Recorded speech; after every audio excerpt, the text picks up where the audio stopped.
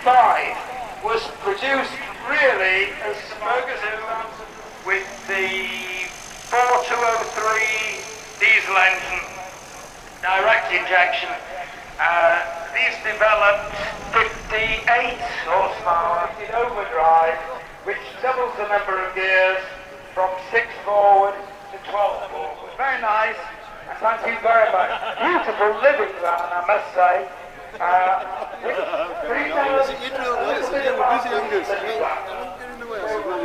to come back when we're not on drill. Don't worry, we've got to tell you what we like. What is it?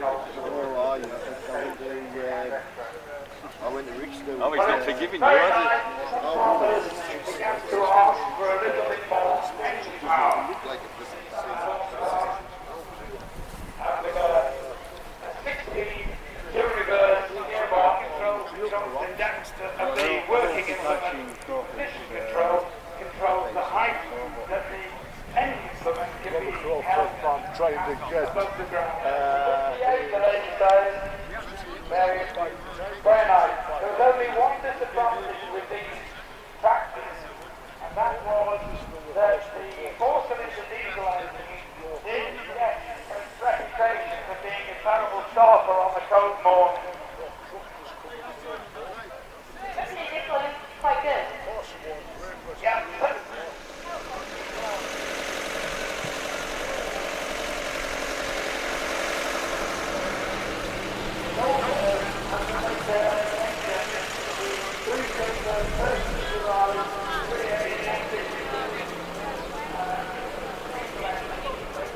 And I'll say this is a 1961. Come again. 1960, very nice, and running beautifully.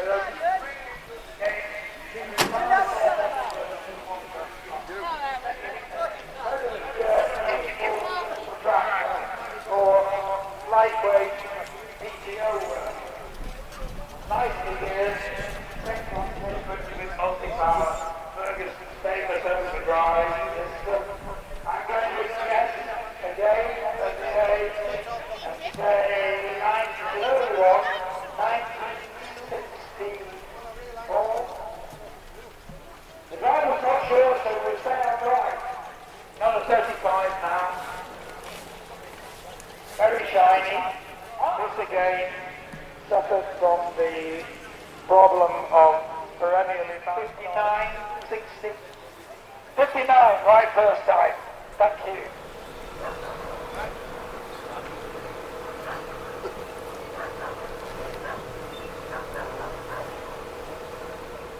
Moving now to a light race back in the day. Coming across the days when the tractor was forward, like a pair of scissors, and you're travelling across the field with a multiple pair of scissors, chopping the grass down, and to really appreciate this demonstration behind the rows or swaths of grass, which you can see running across the field now. There's two lovely swaths of hay. Now, Woodland, very good name for it. It shakes the crop. The woodland, of course, driven by the PTO shaft directly from the tractor engine. This one working beautifully, just exactly as it should, being pulled by a Ferguson T20 tractor, of course. Turning into hay.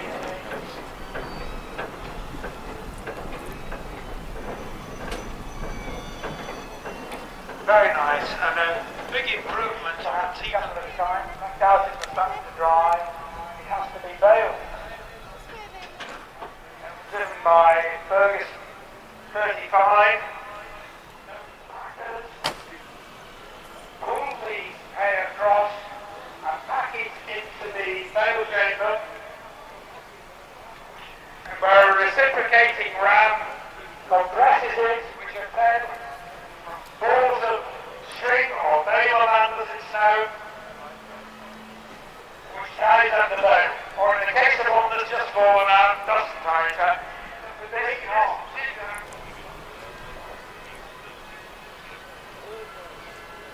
it's picking up the equivalent of the knot.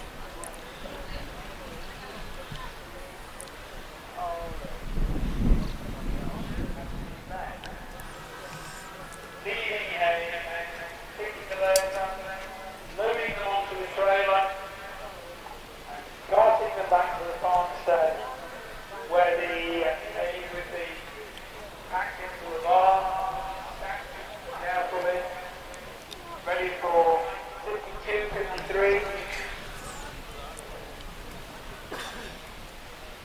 Five now, and another fantastic restoration. This one, a fairly late one, four-cylinder, I think. I would guess this is 1959. 58. Yeah. So this will be one of the first ratings that we find as the four-cylinder predecessor, but much more practical, much more usable, and with compete with the sports measure, nothing universal, and the other heavy tractors back in the day. Now, imagine that this hayfield has been ploughed, the hayfield cleared, the field potato planter was a manual assist machine, which were fed from a central hopper, down a chute, and you can see the tennis balls which are being used drop onto the floor. Of the operators dropping them was dictated by the bell wheel every second or so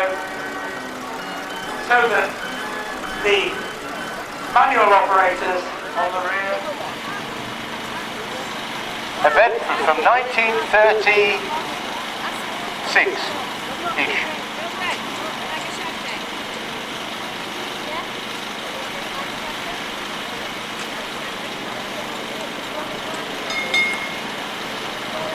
Keep going, young man.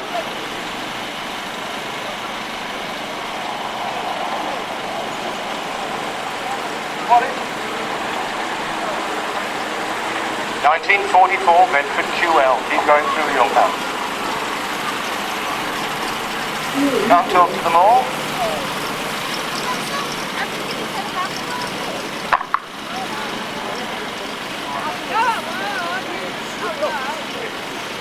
Bedford, you'd think it was a T something, but it's not. It's a M-type. There we are.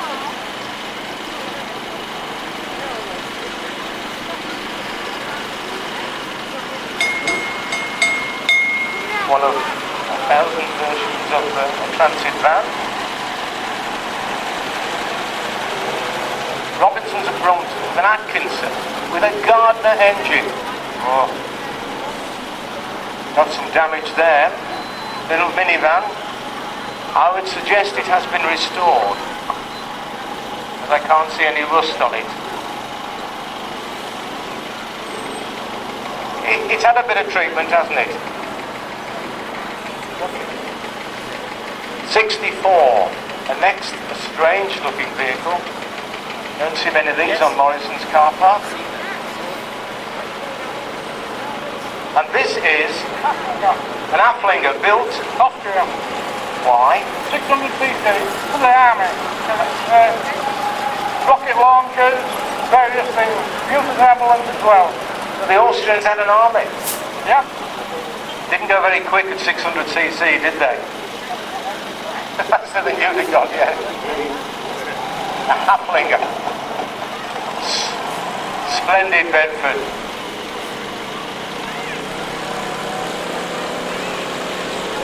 And a motorbike. Morris Commercial. 1958 Morris Commercial. Splendid condition.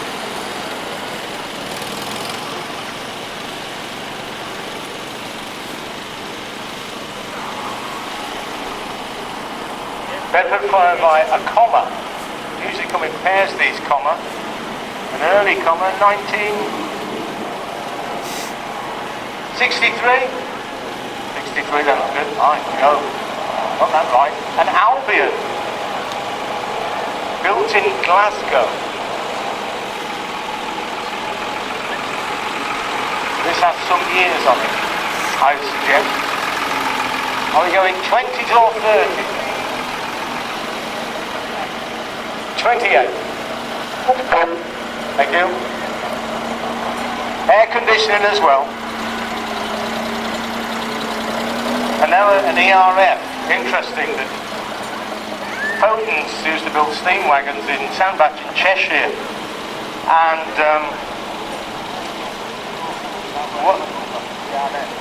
one of the, actually the son of the founder, went to the board and said, we should go into diesels. They said, no. And he said, well, me and my lad Dennis are going to set up a factory and we're going to build diesel engines. And that was Edwin Richard Foden. Set up the system, that's the ERF you see today. He was actually right.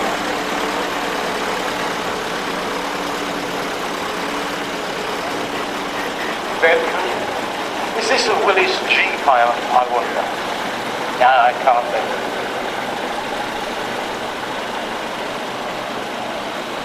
Is this a Willys Jeep? It is, yeah. Year? 63. 63? They still making them in 63? Oh, definitely. Dear me, so this one wasn't put together in Manchester then? It wasn't, no. Ah, never mind. See, in that bit of unpleasantness we had in 1939, a bit of the East End was the Americans sent us Willys Jeeps. They sent all the bits over on ships, and there was a factory in Manchester which put the bits together to make the Willys Jeep. But that one was built in 1963. Didn't change the design much. Mr. Barnes of Amble, regular visit to our show. Now then, is this a 1940s Willys? 42. 42, not a Willys. Where was it built? Did they send it across in the That's commercial. This one is 1958. 4 gears, top speed 40 miles an hour. Pulls a ton and a half. Downhill.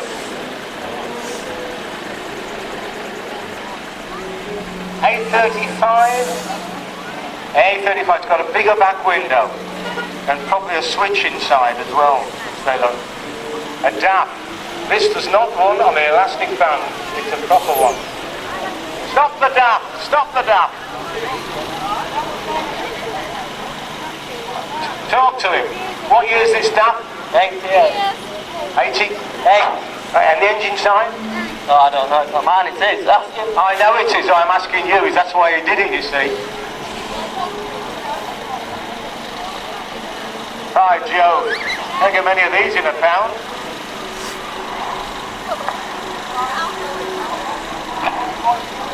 This is a 12-litre Rolls-Royce supercharged, which does 7 to the gallon. Has he got a big horn? Look at that, eh? How embarrassing to have something that size with a horn like that. Straight out of a Ford Anglia. 12-litre. You have to have a special. And that big vehicle has to have special permission from the local authority, the highway authority, because of its width. And then I got Mr. Robinson. Lovely place to come from. And now a Volvo in immaculate condition. It works. It doesn't work, you see. It sits in a shed.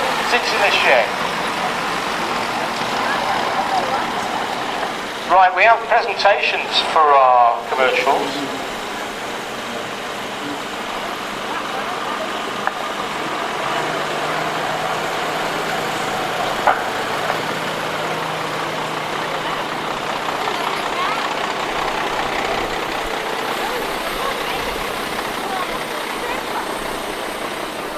would you please bring it to the control tent by the main ring, or you can take it to the secondaries tent.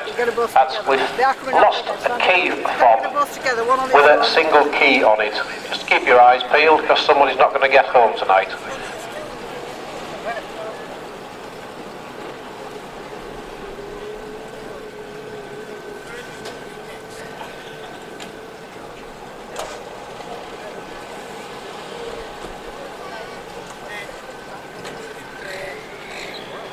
So next in the arena, we're going to have the first display of 2 today by Ben Potter. If you've not seen this man work with his birds of prey, get yourself around the arena. And I can say, I think, that in this display you will never lose sight of the bird, which is unusual for birds of prey. And they're not budgies or chaffinches, they're reasonable size. So that's Ben Potter in just over 10 minutes from now. He'll be followed by a grand parade of steam engines, and then first of our stunt shows, fantastic show by Jason Smythe. That is at 1 o'clock.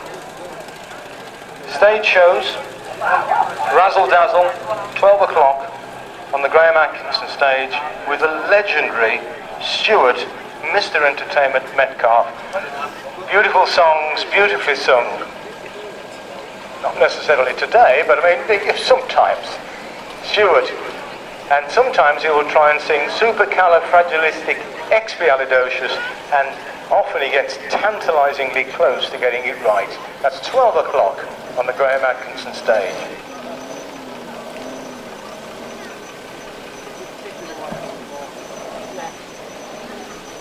I'd like to say, Stuart, I saw them there and they've disappeared. They're somewhere around here. Well, look for the fire out. Probably. Yeah, that's fine. If you see the fire brigade and they're coming, tell them to... The fire. Yeah, tell them to fire in the ring.